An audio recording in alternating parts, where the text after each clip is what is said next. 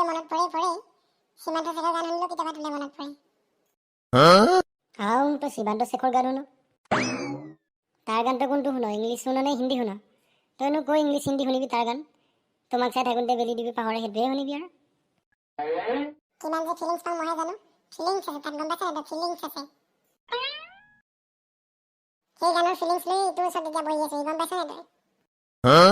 তাৰ গানে মোক আজি পইচা খৰচ কৰাইছে ফিলিংছৰ কথা কৈ। হ'ব, কিবা কিবি অৰ্ডাৰ দিবি নে ফিলিংছৰ কথা লৈ লেকচাৰ মাৰি থাকিবি? এইজনীয়ে অকল পইচাই খৰচ কৰিব থাকিলে মোক ভালেই পায়। কি ভাবি আছা তাকে আকৌ?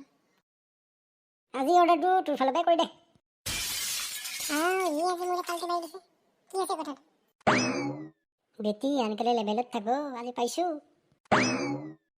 মোৰ আজি পইচা অনাই নহ'ল নহয়।